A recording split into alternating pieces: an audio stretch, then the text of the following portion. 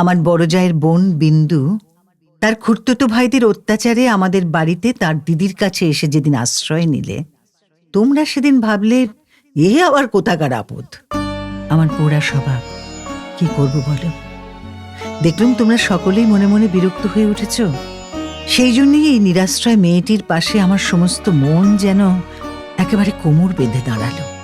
পরের বাড়িতে পরের অনিচ্ছাতে এসে আশ্রয় নেওয়া, সে কত বড় অপমান। দায়ে পড়ে সেও যাকে স্বীকার করতে হলো, তাকে কি একপাশে ঠেলে রাখা যায়?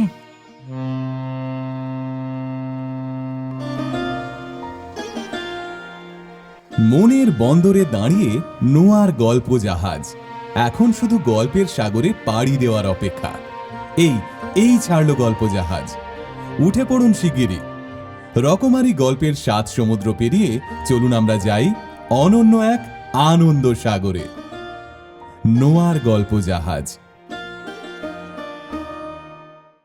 শুনবেন রবীন্দ্রনাথ ঠাকুরের রচনা স্ত্রীর পত্র, পাঠ রীতা দত্ত চক্রবর্তী।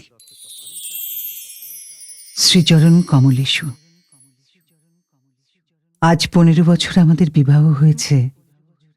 আজ পর্যন্ত তোমাকে চিঠি লিখিনি। চিরদিন কাছেই পড়ে আছি। মুখের কথা অনেক শুনেছ, আমিও শুনেছি। চিঠি লেখবার মতন ফাঁকটুকু পাওয়া যায়নি। আজ আমি এসেছি তীর্থ করতে, শ্রীক্ষেত্রে। তুমি আছো তোমার আপিসের কাজে। শামুকের সঙ্গে খোলসের যে সম্বন্ধ, কলকাতার সঙ্গে তোমার তাই। সে তোমার দেহ মনের সঙ্গে এঁটে গিয়েছে। তাই তুমি আপিসের ছুটির দরখাস্ত করলে না। বিধাতার তাই অভিপ্রায় ছিল, তিনি আমার ছুটির দরখাস্ত মঞ্জুর করেছেন। আমি তোমাদের মেজ বউ। আজ 15 বছরের পরে এই সমুদ্রের ধারে দাঁড়িয়ে জানতে পেরেছি, আমার জগৎ এবং জগদীশ্বরের সঙ্গে আমার অন্য সম্বন্ধ আছে। তাই আজ সাহস করে এই চিঠিখানি লিখছি। এই তোমাদের মেজ বউয়ের চিঠি নয়। তোমাদের সঙ্গে আমার সম্বন্ধ কপালে যিনি লিখেছিলেন, তিনি ছাড়া যখন সেই সম্ভাবনার কথা আর কেউ জানত না, সেই শিশু বয়সে আমি আর আমার ভাই একসঙ্গেই সান্নিপাতিক জ্বরে পড়ি। আমার ভাইটি মারা গেল, আমি বেঁচে উঠলুম। পাড়ার সব মেয়েরাই বলতে লাগলো, মৃণাল মেয়ে কি না, তাই ও বাঁচল। বেটা ছেলে হলে কি আর রক্ষা পেত? চুরি বিদ্যাতে জম পাকা, দামি জিনিসের পরেই তার লোভ। আমার মরণ নেই। সেই কথাটাই ভালো করে বুঝিয়ে বলবার জন্য এই চিঠিখানি লিখতে বসেছি। যেদিন তোমাদের দূরসম্পর্কের মামা তোমার বন্ধু নীরদকে নিয়ে কোণে দেখতে এলেন, তখন আমার বয়স 12। দুর্গম পাড়াগাঁয়ে আমাদের বাড়ি, সেখানে দিনের বেলা শিয়াল ডাকে। স্টেশন থেকে 7 ক্রোশ স্যাকরা গাড়িতে এসে বাকি 3 মাইল কাঁচা রাস্তায় পালকি করে তবে আমাদের গাঁয়ে পৌঁছানো যায়। সেদিন তোমাদের কি হয়রানি! তার উপর আমাদের বাঙাল দেশের রান্না। সেই রান্নার প্রহসন আজও মামা ভোলেননি। তোমাদের বড় বউয়ের রূপের অভাব মেজ বউকে দিয়ে পূরণ করবার জন্য তোমার মায়ের একান্ত জেদ ছিল। নইলে এত কষ্ট করে আমাদের সেই গাঁয়ে তোমরা যাবে কেন? বাংলাদেশে পিলে, যকৃৎ, অম্লশূল এবং কোণের জন্য তো কাউকে খোঁজ করতে হয় না। তারা আপনি এসে চেপে ধরে, কিছুতে ছাড়তে চায় না। বাবার বুক দূর দূর করতে লাগলো। মা দুর্গা নাম জপ করতে লাগলেন।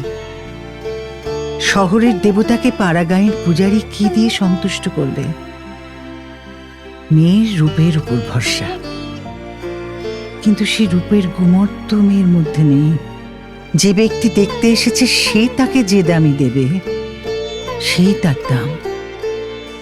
তাই তো হাজার রূপে গুণেও মেয়ে মানুষের সংকোচ কিছুতে ঘোচে না।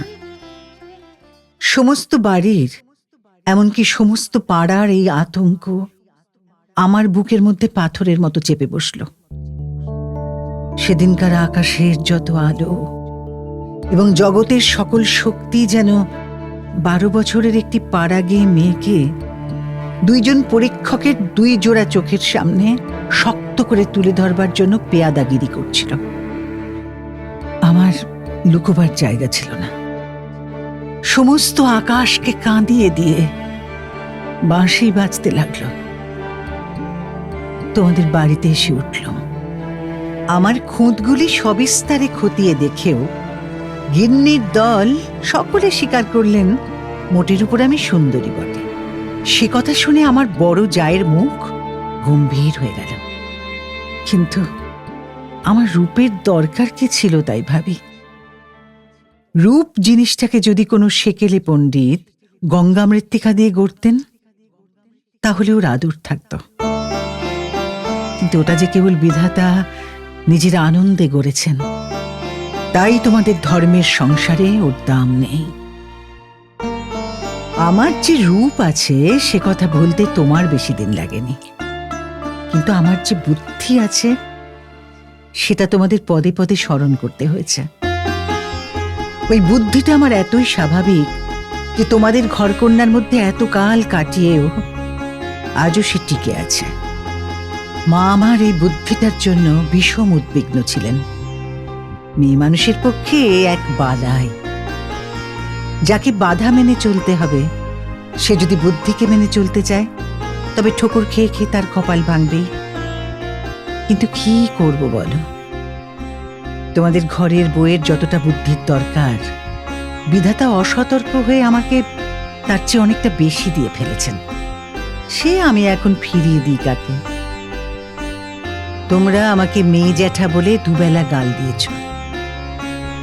কটু কথাই হচ্ছে অক্ষমের সান্ত্বনা, অতএব সে আমি ক্ষমা করল।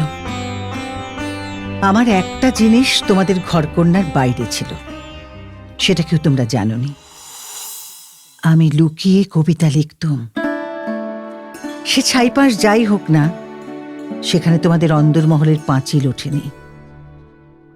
সেইখানে আমার মুক্তি, সেইখানে আমি আমি। আমার মধ্যে যা কিছু তোমাদের মেজবউকে ছাড়িয়ে রয়েছে সে তোমরা পছন্দ করনি, চিনতেও পারোনি। আমি যে কবি সেই 15 বছরেও তোমাদের কাছে ধরা পড়েনি। তোমাদের ঘরের প্রথম স্মৃতির মধ্যে সবচেয়ে যেটা আমার মনে জাগছে সে তোমাদের গোয়াল ঘর। অন্দরমহলে সিঁড়িতে উঠবার ঠিক পাশের ঘরেই তোমাদের গরু থাকে। সামনের উঠোনটুকু ছাড়া তাদের আর নড়বার জায়গা নেই। সেই উঠোনের কোণে তাদের জাবনা দেবার কাঠের গামলা। সকালে বেহারার নানা কাজ। উপবাসী গরুগুলো ততক্ষণ সেই গামলার ধারগুলো চেটে চেটে চিবিয়ে চিবিয়ে খাবলা করে দিত। আমার প্রাণ কাঁদত। আমি পাড়া গাঁয়ের মেয়ে।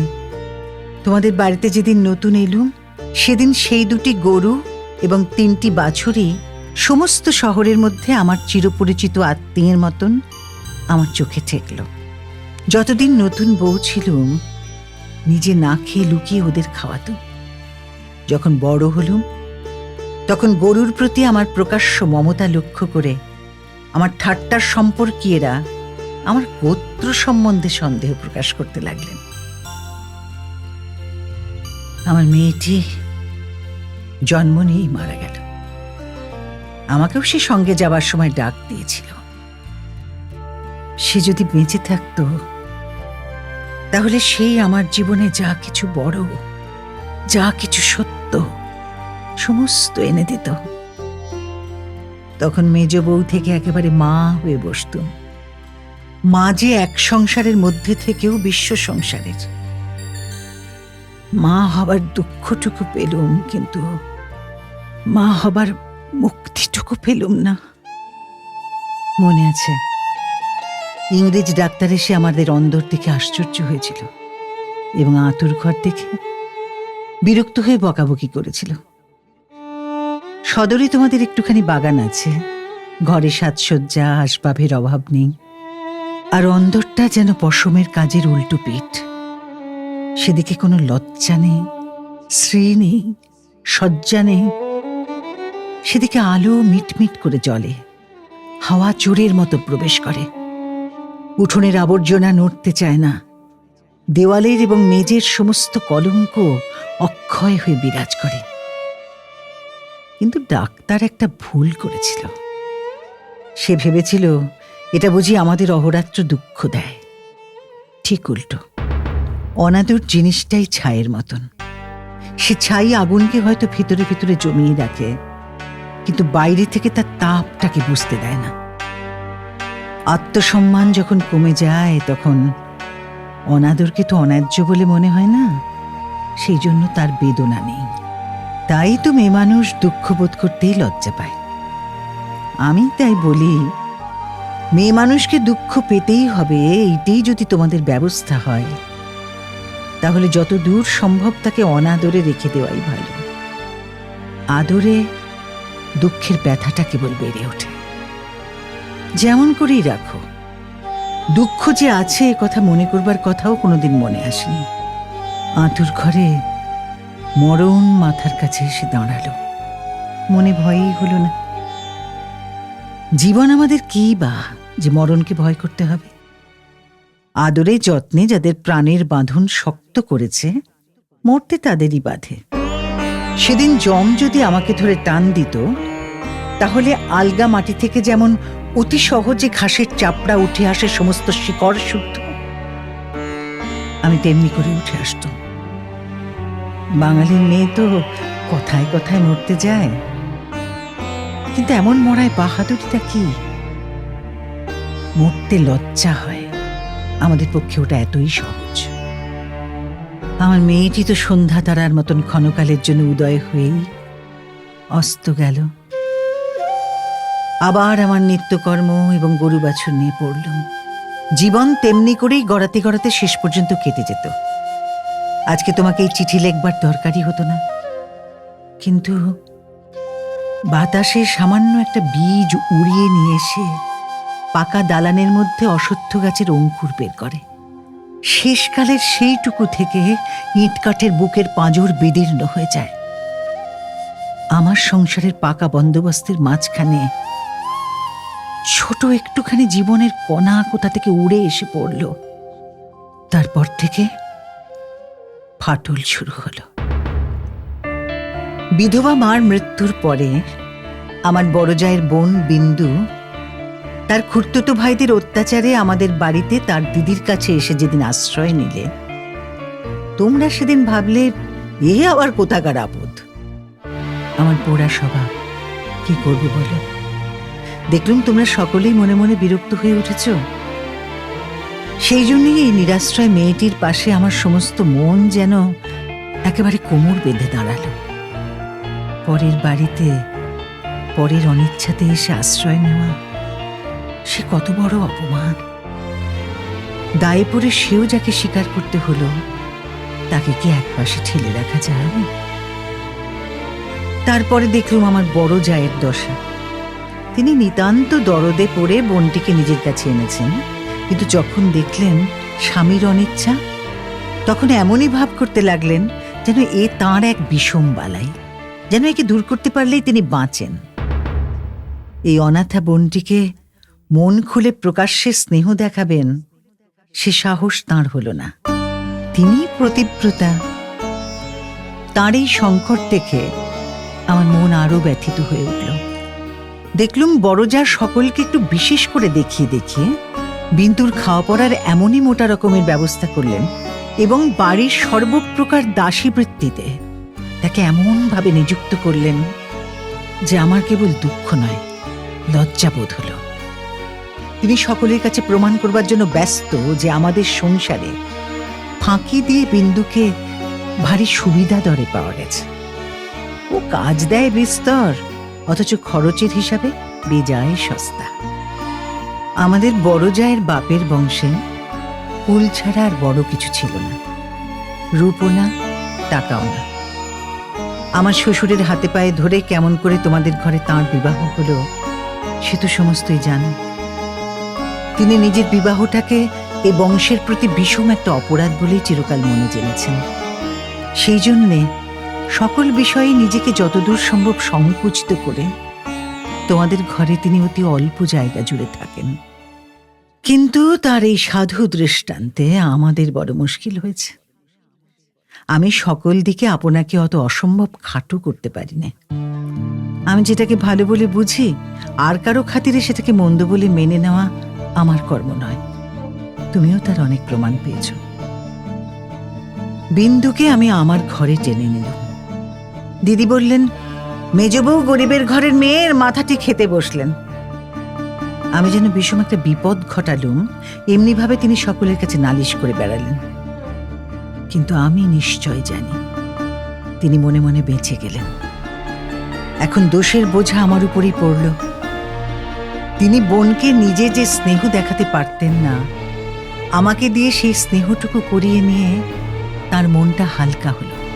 আমার বড় যা বিন্দুর বয়স থেকে 2-4টা অঙ্ক বাদ দিতে চেষ্টা করতেন, কিন্তু তার বয়স যে 14-র চেয়ে কম ছিল না, এ কথা লুকিয়ে বললে অন্যায় হতো না। তুমি তো জানো সে দেখতে এতই মন্দ ছিল যে পড়ে গিয়ে সে যদি মাথা ভাঙত তবে ঘরের মেঝেটার জন্যই লোকে উদ্বিগ্ন হতো। কাজেই পিতামাতার অভাবে কেউ তাকে বিয়ে দেবার ছিল না, এবং তাকে বিয়ে করবার মতন মনের জোরই বা কজন লোকের ছিল। বিন্দু বড় ভয়ে ভয়ে আমার কাছে এলো, যেন আমার গায়ে তার ছোঁয়াচ লাগলে আমি সইতে পারবো না। বিশ্ব সংসারে তার যেন জন্মাবার কোনো শর্ত ছিল না, তাই সে কেবলই পাশ কাটিয়ে চোখ এড়িয়ে চলত। তার বাপের বাড়িতে তার খুড়তুতো ভাইরা তাকে এমন একটি কোণও ছেড়ে দিতে চায়নি যে কোণে একটা অনাবশ্যক জিনিস পড়ে থাকতে পারে। অনাবশ্যক আবর্জনা ঘরের আশেপাশে অনায়াসে স্থান পায়, কেননা মানুষ তাকে ভুলে যায়। কিন্তু অনাবশ্যক মেয়ে মানুষ যে একে অনাবশ্যক, আবার তার উপরে তাকে ভোলাও শক্ত, সেই জন্য আস্থা করেও তার স্থান নেই। অথচ বিন্দুর খুড়তুতো ভাইরা যে জগতে পরমাবশ্যক পদার্থ তা বলবার জো নেই, কিন্তু তারা বেশ আছে। তাই বিন্দুকে যখন আমার ঘরে ডেকে আনলুম, তার বুকের মধ্যে কাঁপতে লাগলো। তার ভয় দেখে আমার বড় দুঃখ হলো। আমার ঘরে যে তার একটুখানি জায়গা আছে, সেই কথাটি আমি অনেক আদর করে তাকে বুঝিয়ে দিলাম। কিন্তু আমার ঘর তো শুধু আমারই ঘর নয়, কাজে আমার কাজটি সহজ হলো না। 2-4 দিন আমার কাছে থাকতেই তার গায়ে লাল লাল কি উঠল, হয়তো সে ঘামাচি, নয়তো আর কিছু হবে। তোমরা বললে, বসন্ত, কেননা ও যে বিন্দু। তোমাদের পাড়ার এক আনাড়ি ডাক্তার এসে বললে, আর 2-1 দিন না গেলে ঠিক বলা যায় না। কিন্তু সেই 2-1 দিনের সবুর সইবে কে? বিন্দু তো তার ব্যামোর লজ্জাতেই মরবার্য হলো। আমি বললুম, বসন্ত হয়তো হোক, আমি তোমাদের সেই আতুর ঘরে ওকে নিয়ে থাকবো, আর কাউকে কিচ্ছু করতে হবে না। এই নিয়ে আমার উপরে তোমরা যখন সকলে মার মূর্তি ধরেছ, এমনকি বিন্দুর দিদিও যখন অত্যন্ত বিরক্তির ভান করে পোড়া কপালি মেয়েটাকে হাসপাতালে পাঠাবার প্রস্তাব করছেন, এমন সময় ওর গায়ের সমস্ত লাল দাগ একদম মিলিয়ে গেল। তোমরা দেখি তাতে আরো ব্যস্ত হয়ে উঠলে। বললে, নিশ্চয়ই বসন্ত বসে গিয়েছে, কেননা ও যে বিন্দু। অনাদরে মানুষ হবার একটা মস্ত গুণ শরীরটাকে তাতে একেবারে অজর অমর করে তোলে। ব্যায়ামও হতেই চায় না, মরার সদর রাস্তাগুলো একেবারেই বন্ধ। রোগ তাই ওকে ঠাট্টা করে গেল, কিছুই হলো না। কিন্তু এটা বেশ বোঝা গেল, পৃথিবীর মধ্যে সবচেয়ে অকিঞ্চিতকর মানুষকে আশ্রয় দেওয়াই সবচেয়ে কঠিন। আশ্রয়ের দরকার তার যত বেশি, আশ্রয়ের বাধাও তেমনি বিষম। আমার সম্বন্ধে বিন্দুর ভয় যখন ভাঙল, তখন ওকে আর এক গেরোয় ধরল। আমাকে এমনই ভালোবাসতে শুরু করলে যে আমাকে ভয় ধরিয়ে দিলে। ভালোবাসার এরকম মূর্তি সংসারে তো কোনোদিন দেখিনি। বইয়েতে পড়েছি বটে, সেও মেয়ে পুরুষের মধ্যে। আমার যে রূপ ছিল সে কথা আমার মনে করবার কোনো কারণ বহুকাল ঘটেনি। এতদিন পরে সেই রূপটা নিয়ে পড়ল এই কুশ্রী মেয়েটি। আমার মুখ দেখে তার চোখের আশ মিটত না। বলতো, দিদি, তোমার এই মুখখানি আমি ছাড়া আর কেউ দেখতে পায়নি। যেদিন আমি নিজের চুল নিজে বাঁধতুম, সেদিন তার ভারী অভিমান। আমার চুলের বোঝা 2 হাত দিয়ে নাড়তে চাড়তে তার ভারী ভালো লাগতো। কোথাও নিমন্ত্রণে যাওয়া ছাড়া আমার সাজগোজের তো দরকার ছিল না, কিন্তু বিন্দু আমাকে অস্থির করে রোজই কিছু না কিছু সাজ করাতো। মেয়েটা আমাকে নিয়ে একেবারে পাগল হয়ে উঠল। তোমাদের অন্দর মহলে কোথাও জমি 1 ছটাক নেই। উত্তর দিকের পাঁচিলের গায়ে নর্দমার ধারে কোনো গতিকে একটা গাব গাছ জন্মেছে। যেদিন দেখতুম সেই গাব গাছের নতুন পাতাগুলি রাঙা টকটকে হয়ে উঠেছে, সেই দিন জানতুম ধরাতলে বসন্ত এসেছে বটে। আমার ঘরকন্যার মধ্যে ওই অনাদৃত মেয়েটার চিত্ত যেদিন আগাগোড়া এমন রঙিন হয়ে উঠল, সেদিন আমি বুঝলুম হৃদয়ের জগতেও একটা বসন্তের হাওয়া আছে। সে কোন স্বর্গ থেকে আসে, গলির মোড় থেকে আসে না। বিন্দুর ভালোবাসার দুঃসহ বেগে আমাকে অস্থির করে তুলেছিল। একবার তার উপর রাগ হতো, সে কথা স্বীকার করি, কিন্তু তার এই ভালোবাসার ভিতর দিয়ে আমি আপনার একটি স্বরূপ দেখলাম, যা আমি জীবনে আর কোনোদিনও দেখিনি। সেই আমার মুক্ত স্বরূপ। এদিকে বিন্দুর মতন মেয়েকে আমি যে এতটা আদর যত্ন করছি, এই তোমাদের অত্যন্ত বাড়াবাড়ি বলে ঠেকল। এর জন্য খুঁত খিটখিটের অন্ত ছিল না। যেদিন আমার ঘর থেকে বাজুবন্ধ চুরি গেল, সেদিন সেই চুরিতে বিন্দুর যে কোনো রকমের হাত ছিল এ কথার আভাস দিতে তোমাদের লজ্জা হলো না। যখন স্বদেশী হাঙ্গামায় লোকের বাড়ি তল্লাশি হতে লাগলো, তখন তোমরা অনায়াসে সন্দেহ করে বসলে যে বিন্দু পুলিশের পোষা মেয়ে চর।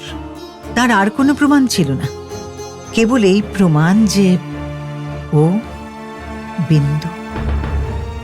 তোমাদের বাড়ির দাসীরা ওর কোনো রকম কাজ করতে আপত্তি করত। তাদের কাউকে ওর কাজ করবার ফরমাইশ করলে ও মেয়েও একেবারে সংকোচে যেন আড়ষ্ট হয়ে উঠত। এই সকল কারণেই ওর জন্য আমার খরচ বেড়ে গেল। আমি বিশেষ করে একজন আলাদা দাসী রাখলাম। সেটা তোমাদের ভালো লাগেনি। বিন্দুকে আমি যে সব কাপড় পরতে দিতুম, তা দেখে তুমি এত রাগ করেছিলে যে আমার হাত খরচের টাকা বন্ধ করে দিলে। তারপর দিন থেকে আমি 5 শিকের দামের জোড়া মোটা কোড়া কলের ধুতি পরতে আরম্ভ করে দিলাম। আর মতির মা যখন আমার এঁটো ভাতের থালা নিয়ে যেতে এলো, তাকে বারণ করে দিল। আমি নিজে উঠোনের কলতলায় গিয়ে এঁটো ভাত বাছুরকে খাইয়ে বাসন মেজেছি। একদিন হঠাৎ সেই দৃশ্যটি দেখে তুমি খুব খুশি হওনি। আমাকে খুশি না করলেও চলে, আর তোমাদের খুশি না করলেই নয়। এই সুবুদ্ধিটা আজ পর্যন্ত আমার ঘটে এলো না। এদিকে তোমাদের রাগও যেমন বেড়ে উঠেছে, বিন্দুর বয়সও তেমনি বেড়ে চলেছে। সেই স্বাভাবিক ব্যাপারে তোমরা অস্বাভাবিক রকমের বিব্রত হয়ে উঠছিলে। একটা কথা মনে করে আমি আশ্চর্য হই, তোমরা জোর করে কেন বিন্দুকে তোমাদের বাড়ি থেকে বিদায় করে দাওনি? আমি বেশ বুঝি তোমরা আমাকে মনে মনে ভয় করো। বিধাতা যে আমাকে বুদ্ধি দিয়েছিলেন, ভিতরে ভিতরে তার খাতির না করে তোমরা বাঁচো না। অবশেষে বিন্দুকে নিজের শক্তিতে বিদায় করতে না পেরে তোমরা প্রজাপতি দেবতার শরণাপন্ন হলে। বিন্দুর বর ঠিক হলো। বড় যা বললেন, বাঁচলুম, মা কালী আমাদের বংশের মুখ রক্ষা করলেন। বর কেমন তা জানি না, তোমাদের কাছে শুনলুম সকল বিষয়ই ভালো। বিন্দু আমার পা জড়িয়ে ধরে কাঁদতে লাগলো, বললে, দিদি, আমার আবার বিয়ে করা কেন? আমি তাকে অনেক বুঝিয়ে বললুম, বিন্দু, তুই ভয় করিস নে, শুনেছি তোর বর ভালো। বিন্দু বললে, বর যদি ভালো হয় আমার কি আছে যে আমাকে তার পছন্দ হবে? বরপক্ষেরা বিন্দুকে তো দেখতে আসার নামও করলেন না। বরদিদি তাতে বড় নিশ্চিন্ত হলেন। কিন্তু দিন রাত্রে বিন্দুর কান্না আর থামতে চায় না। সে তার কি কষ্ট সে আমি জানি। বিন্দুর জন্য আমি সংসারে অনেক লড়াই করেছি, কিন্তু ওর বিবাহ বন্ধ হোক এ কথা বলবার সাহস আমার হলো না। কিসের জোরেই বা বলবো? আমি যদি মারা যাই তো ওর কি দশা হবে? একে তো মেয়ে, তাতে কালো মেয়ে, কার ঘরে চললো ওর কি দশা হবে সে কথা না ভাবাই ভালো। ভাবতে গেলে প্রাণ কেঁপে ওঠে। বিন্দু বললে, দিদি বিয়ের আর 5 দিন আছে, এর মধ্যে আমার মরণ হবে নাকি? আমি তাকে খুব ধমকে দিলুম, কিন্তু অন্তর্যামী জানেন, যদি কোনো সহজভাবে বিন্দুর মৃত্যু হতে পারত তাহলে আমি আরাম বোধ করতুম। বিবাহের আগের দিন বিন্দু তার দিদিকে গিয়ে বললে, দিদি আমি তোমাদের গোয়াল ঘরে পড়ে থাকবো, আমাকে যা বলবে তাই করবো, তোমার ভয়ে পড়ি, আমাকে এমন করে ফেলে দিও না। কিছু কাল থেকে লুকিয়ে লুকিয়ে দিদির চোখ দিয়ে জল পড়ছিল, সেদিনও পড়ল। কিন্তু শুধু হৃদয় তো নয়, শাস্ত্রও আছে। তিনি বললেন, জানিস তো বিন্দি, পতি হচ্ছে স্ত্রীলোকের গতি, মুক্তি, সব। কপালে যদি দুঃখ থাকে কেউ খণ্ডাতে পারবে না। আসল কথা হচ্ছে কোনো দিকে কোনো রাস্তাই নেই, বিন্দুকে বিবাহ করতেই হবে, তারপরে যা হয় তা হোক। আমি চেয়েছিলাম বিবাহটা যাতে আমাদের বাড়িতেই হয়, কিন্তু তোমরা বলে বসলে বরের বাড়িতেই হওয়া চাই, সেটাই তাদের কৌলিক প্রথা। আমি বুঝলুম, বিন্দুর বিবাহের জন্য যদি তোমাদের খরচ করতে হয় তবে সেটা তোমাদের গৃহদেবতার কিছুতেই সইবে না, কাজেই চুপ করে যেতে হলো। কিন্তু একটি কথা তোমরা কেউ জানো না, দিদিকে জানাবার ইচ্ছে ছিল কিন্তু জানাইনি, কেননা তাহলে তিনি ভয়ে মরে যেতেন। আমার কিছু কিছু গয়না দিয়ে আমি লুকিয়ে বিন্দুকে সাজিয়ে দিয়েছিলাম, বোধ করি দিদির চোখে সেটা পড়ে থাকবে, কিন্তু সেটা তিনি দেখেও দেখেননি। দোহাই ধর্মের, সেজন্য তোমরা তাঁকে ক্ষমা করো। যাবার আগে বিন্দু আমাকে জড়িয়ে ধরে বললে, দিদি আমাকে তোমরা তাহলে নিতান্তই ত্যাগ করলে? আমি বললুম, না বিন্দি, তোর যেমন দশাই হোক না কেন আমি তোকে শেষ পর্যন্ত ত্যাগ করব না। 3 দিন গেল, তোমাদের তালুকের প্রজা খাবার জন্য তোমাকে যে ভেড়া দিয়েছিল তাকে তোমার জঠরাগ্নি থেকে বাঁচিয়ে আমি আমাদের একতলায় কয়লা রাখার ঘরের একপাশে বাস করতে দিয়েছিলাম। সকালে উঠে আমি নিজে তাকে দানা খাইয়ে আসতুম। তোমার চাকরদের প্রতি 2-1 দিন নির্ভর করে দেখেছি, তাকে খাওয়ানোর চেয়ে তাকে খাওয়ার প্রতি তাদের বেশি ঝোঁক। সেদিন সকালে সেই ঘরে ঢুকে দেখি বিন্দু এক কোণে জড়সড় হয়ে বসে আছে। আমাকে দেখি আমার পা জড়িয়ে ধরে লুটিয়ে পড়ে নিঃশব্দে কাঁদতে লাগলো। বিন্দুর স্বামী পাগল। সত্যি বলছিস বিন্দি? এত বড় মিথ্যে কথা তোমার কাছে বলতে পারি দিদি? দিদি পাগল। শ্বশুরের এই বিবাহে মত ছিল না, কিন্তু দিদি আমার শাশুড়িকে জমের মতো ভয় করেন। দিদি বিবাহের পূর্বে কাশি চলে গেছে, শাশুড়ি জেদ করে তার ছেলের বিয়ে দিয়েছে। আমি সেই রাস করা কয়লার উপর বসে পড়লাম। মেয়ে মানুষকে মেয়ে মানুষ দয়া করে না, বলে ও তো মেয়ে মানুষ বই নয়, ছেলে হোক না পাগল সে তো পুরুষ বটে। বিন্দুর স্বামীকে হঠাৎ পাগল বলে বোঝা যায় না, কিন্তু এক একদিন সে এমন উন্মাদ হয়ে ওঠে যে তাকে ঘরে তালাবন্ধ করে রাখতে হয়। বিবাহের রাত্রে সে ভালো ছিল, কিন্তু রাত জাগা প্রভৃতি উৎপাতে দ্বিতীয় দিন থেকে তার মাথা একেবারে খারাপ হয়ে উঠল। বিন্দু দুপুরবেলায় পিতলের থালায় ভাত খেতে বসেছিল, হঠাৎ তার স্বামী থালা শুদ্ধ ভাত টেনে উঠোনে ফেলে দিল। হঠাৎ কেমন করে তার মনে হয়েছে বিন্দু স্বয়ং রানী রাসমণি। বেহারাটা নিশ্চয়ই সোনার থালা চুরি করে রানীকে তার নিজের থালায় ভাত খেতে দিয়েছে, এই তার রাগ। বিন্দু তো ভয়ে মরে গেল। তৃতীয় রাত্রে শাশুড়ি তাকে যখন স্বামীর ঘরে শুতে বললে, বিন্দুর প্রাণ শুকিয়ে গেল।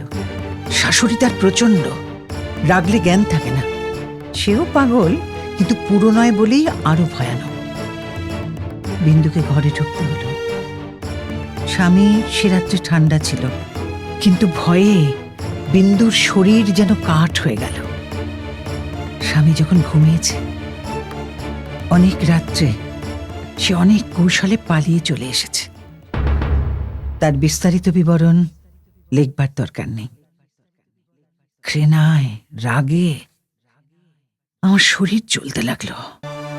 আমি বললুম, এমন ফাঁকির বিয়ে বিয়েই নয়। বিন্দু, তুই যেমন ছিলি তেমনি আমার কাছে থাক, দেখি তোকে কে নিয়ে যেতে পারে। তোমরা বললে বিন্দু মিথ্যা কথা বলছে। আমি বললাম, ও কখনো মিথ্যা বলেনি। তোমরা বললে, কেমন করে জানলে? আমি বললুম, আমি নিশ্চয় জানি। তোমরা ভয় দেখালে। বিন্দুর শ্বশুর বাড়ির লোকে পুলিশ কেস করলে মুশকিলে পড়তে হবে। আমি বললাম, ফাঁকি দিয়ে পাগল বরের সঙ্গে ওর বিয়ে দিয়েছে, এ কথা কি আদালত শুনবে না? তোমরা বললে, তবে কি এই নিয়ে আদালত করতে হবে নাকি? কেন, আমাদের দায় কিসের? আমি বললুম, আমি নিজের গয়না বেচে যা করতে পারি করব। তোমরা বললে, উকিল বাড়ি ছুটবে নাকি? এই কথার জবাব নেই। কপালে করাঘাত করতে পারি, তার বেশি আর কি করব। ওদিকে বিন্দুর শ্বশুরবাড়ি থেকে ওর ভাসুর এসে বাইরে বিষম গোল বাঁধিয়েছে। সে বলছে সে থানায় খবর দেবে। আমার যে কি জোর আছে জানি না, কিন্তু কসাইয়ের হাত থেকে যে গরু প্রাণ ভয়ে পালিয়ে এসে আমার আশ্রয় নিয়েছে, তাকে পুলিশের তাড়ায় আবার সেই কসাইয়ের হাতে ফিরিয়ে দিতেই হবে, এ কথা কোনো মতেই আমার মন মানতে পারল না। আমি স্পর্ধা করে বললুম, তা দিক থানায় খবর।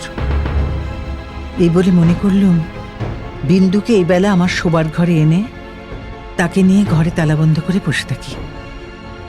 খোঁজ করে দেখি বিন্দু নেই। তোমাদের সঙ্গে আমার বাদ প্রতিবাদ যখন চলছিল, তখন বিন্দু আপনি বাইরে গিয়ে তার ভাসুরের কাছে ধরা দিয়েছে। বুঝেছে এ বাড়িতে যদি সে থাকে, তবে আমাকে সে বিষম বিপদে ফেলবে।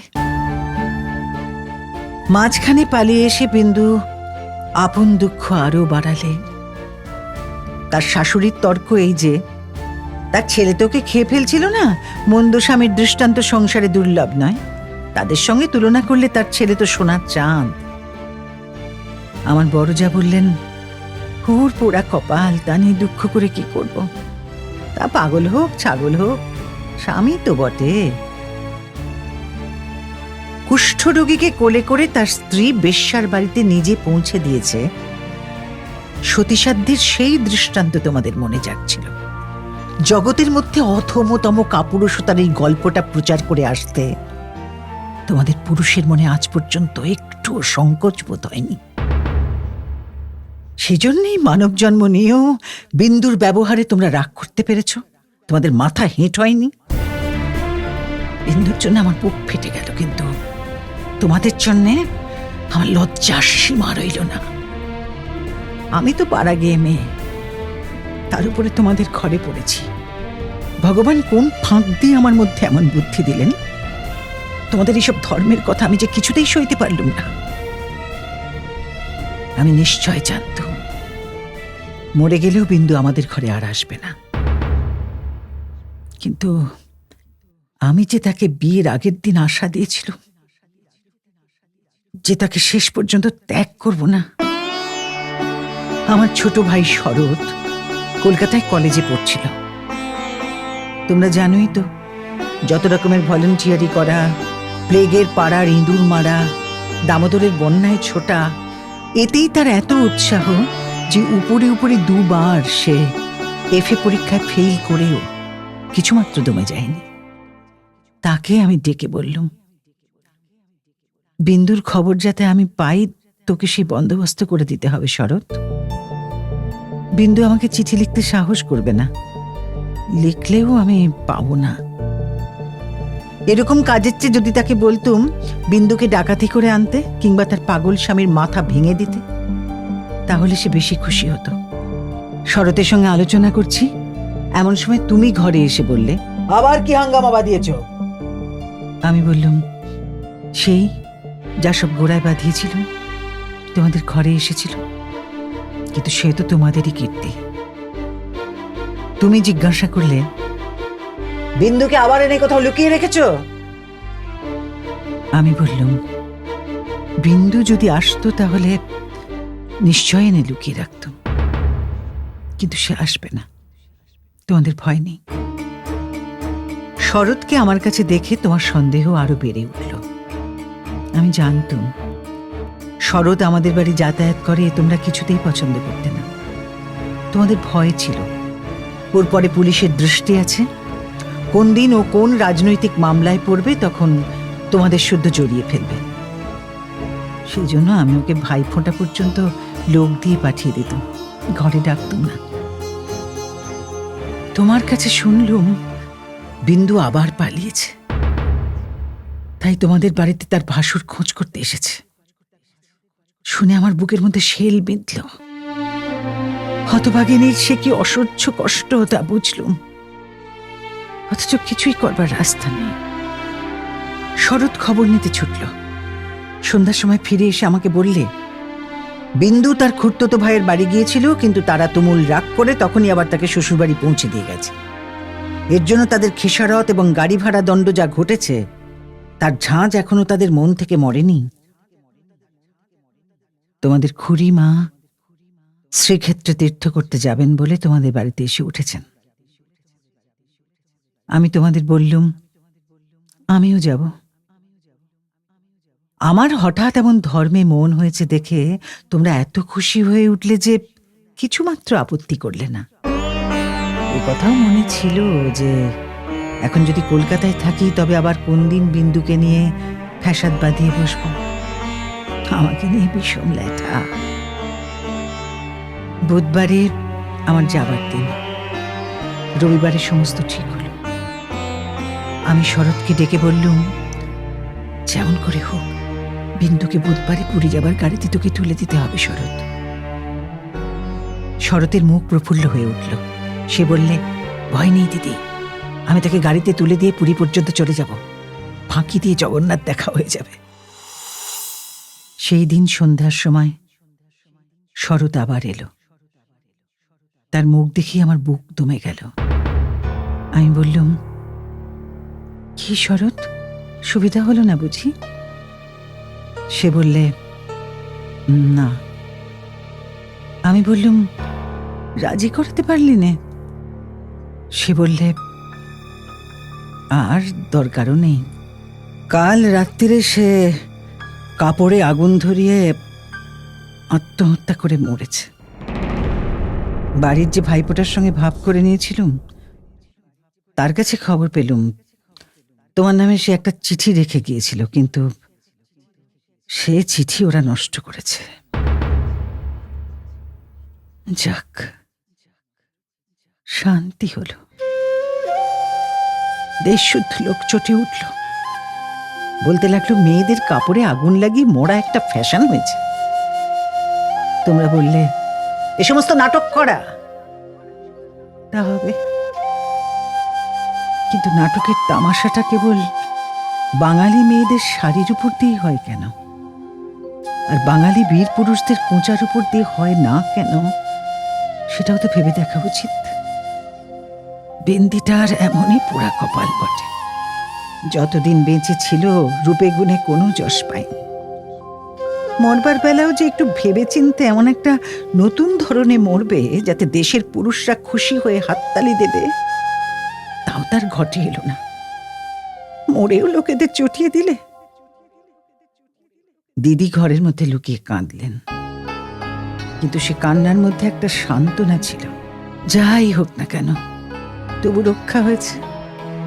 মরেছে বই তো না, বেঁচে থাকলে কি না হতে পারত।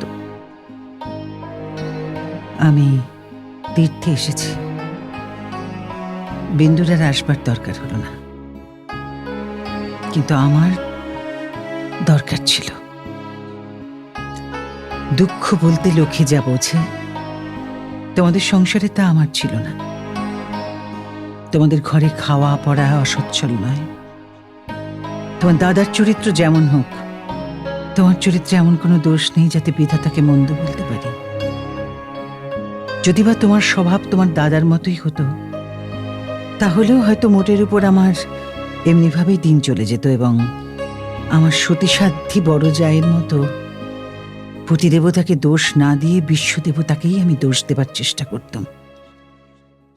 অতএব তোমাদের নামে আমি কোনো নালিশ উত্থাপন করতে চাই না। আমার এ চিঠি সেজন্যে নয়, কিন্তু আমি আর তোমাদের সেই 27 নম্বর মাখন বড়ালের গলিতে ফিরব না। আমি বিন্দুকে দেখেছি, সংসারের মাঝখানে মেয়ে মানুষের পরিচয়টা যে কি তা আমি পেয়েছি, আর আমার দরকার নেই।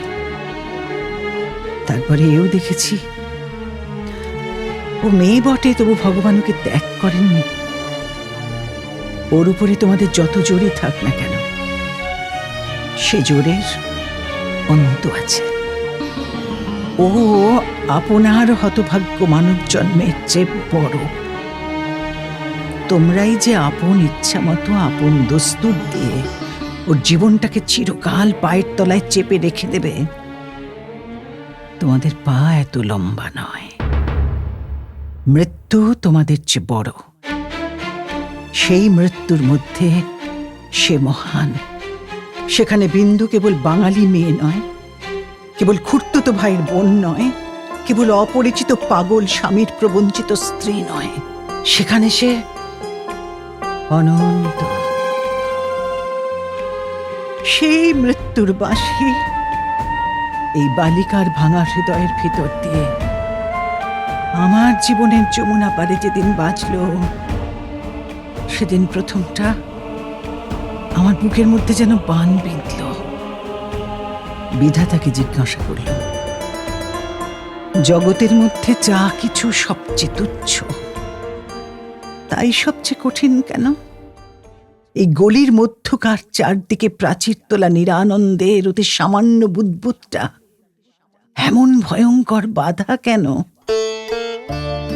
তোমার বিশ্বজগৎ তার 6 ঋতু সুধাপাত্র হাতে করে যেমন করি ডাক দিক না, এক মুহূর্তের জন্য কেন আমি এই অন্দর মহলটার এইটুকু মাত্র চৌকাঠ বেরোতে পারি না? তোমার এমন ভুবনে আমার এমন জীবন নিয়ে কেন এই তুচ্ছ ইট কাঠের আড়ালটার মধ্যেই আমাকে তিলে তিলে মরতে হবে?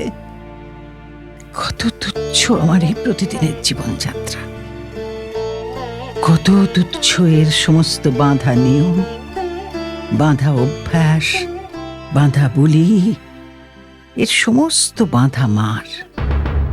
কিন্তু শেষ পর্যন্ত সেই দীনতার নাগপাশ বন্ধনেরই হবে জিত, আর হার হলো তোমার নিজের সৃষ্টি ওই আনন্দ লোকের। কিন্তু মৃত্যুর বাঁশি বাজতে লাগলো। কোথায় রে রাজমিস্ত্রির গড়া দেয়াল? কোথায় রে তোমাদের ঘোড়ো আইন দিয়ে গড়া কাঁটার বেড়া?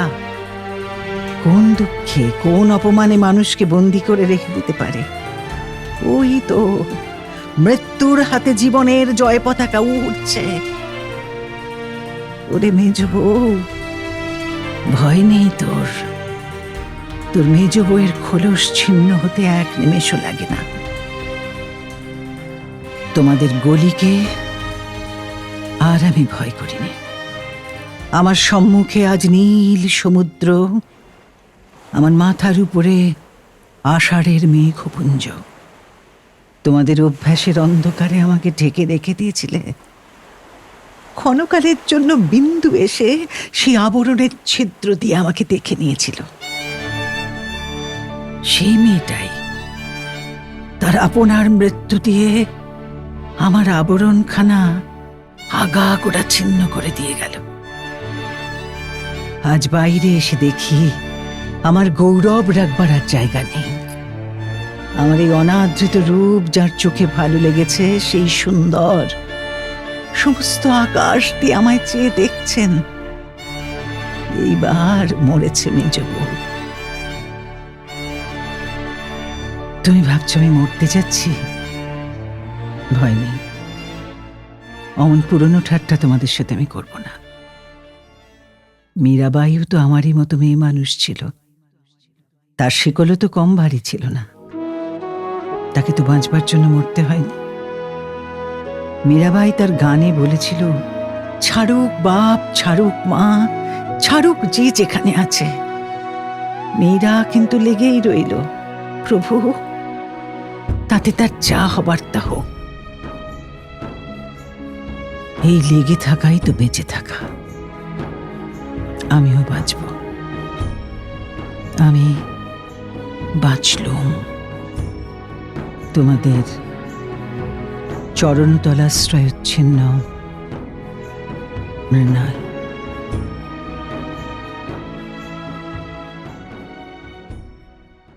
এইরকম আরও গল্প শুনতে সাবস্ক্রাইব করুন নোয়া গল্প জাহাজ, প্রেস করুন বেল আইকন।